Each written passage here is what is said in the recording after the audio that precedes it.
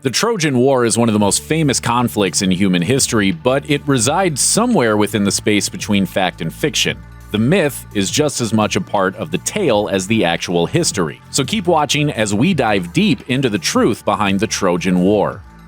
The story of the Trojan War has been told and retold countless times, most famously by Homer in the Iliad. But its historical authenticity wasn't always accepted as fact. In the 17th century, Blaise Pascal wrote, "Homer produced a story which he offered as such and was accepted as such, for no one doubted that Troy and Agamemnon had existed any more than the golden apple. He did not think he was making a history of it, merely an entertainment."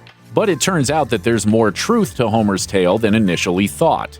In the 19th century, a Prussian businessman named Heinrich Schliemann went to what is now Turkey in an attempt to find the location of the Trojan War. In his excavations, he found numerous archaeological treasures that corresponded to the correct location, if not necessarily the correct time period, of Troy. Modern archaeologists later confirmed that these findings correlated with the existence of a city as well as its destruction. So, despite Homer's embellishments, he knew his history. In Greek mythology, the Trojan War essentially begins with a botched beauty contest. All the Greek gods were attending a wedding, except for Eris, who hadn't been invited. But she still showed up, and when she was turned away, she threw into the crowd of goddesses a golden apple that was addressed to the fairest. Hera, Aphrodite, and Athena all wanted the apple. But when they asked Zeus to mediate, he instead delegated the task to Paris of Troy and told the messenger god Hermes to take the goddesses to him. Hera promised Paris untold wealth and power, Athena promised him untold knowledge, and Aphrodite promised marriage to the most beautiful mortal woman, Helen of Sparta. That bribe sealed it, and Paris chose Aphrodite as the recipient of the golden apple. Surprisingly enough, the judgment of Paris is only mentioned explicitly once in the Iliad, in the final book of the poem. The first 9 years of the Trojan War were a constant siege against Troy, but the city walls kept the Achaeans at bay. Few sources talk specifically about the first 9 years, preferring instead to focus on the climactic events of the 10th and final year. But during this time, the Trojans defended themselves while the Achaeans sacked the neighboring cities. Among the cities that were sacked were Thebes, where Agamemnon captured a woman named Chryseis, and Lyrnessus, where Achilles captured a woman named Briseis. Agamemnon wanted to keep Chryseis as a prize, but her father, a priest of Apollo, offered Agamemnon a ransom for his daughter. After Agamemnon denied his request, his father prayed to Apollo, who swiftly sent a plague that decimated the Achaean army. Agamemnon then begrudgingly gave up Chryseis, though he decided that if he couldn't find a replacement, he would simply take another woman as his unwilling prize instead.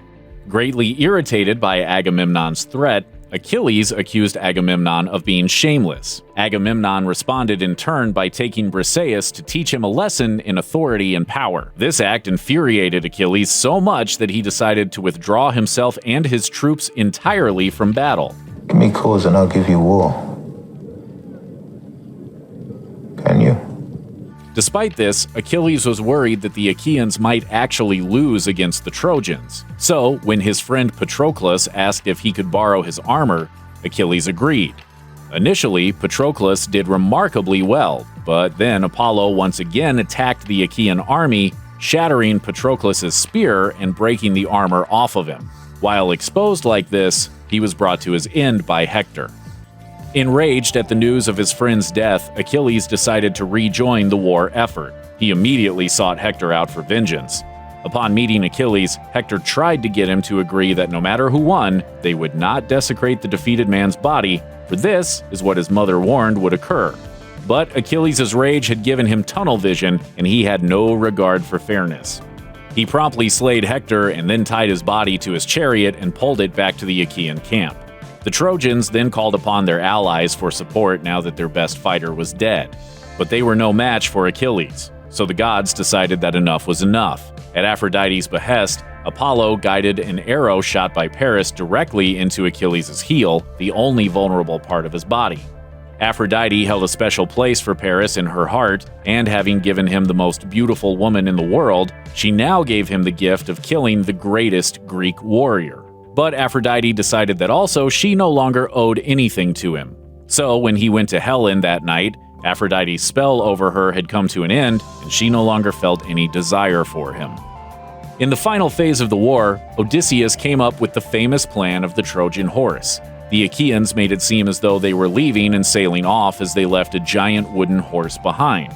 But in fact, they hid themselves within the horse and waited for the curious Trojans to bring it into the city walls. They made sure that the warrior Sinon also stayed behind to tell the Trojans that the Achaeans had decided to give up and leave the Trojans a present. The Trojans fell for the ruse. That night, as they celebrated their victory, the Achaeans climbed out of the horse and sacked the city. Keep us on, you Trojan dogs! The Achaeans were cruel in their victory as they pillaged the city and committed sacrilegious acts. Out of all the Trojan heroes, only Aeneas was able to escape while everyone else was killed or enslaved. In response to the Achaeans' horrendous behavior, the gods sent down storms as punishment to destroy their ships. Those who were able to return faced a perilous path ahead, like Odysseus, whose 20-year journey home is famously narrated in Homer's Odyssey.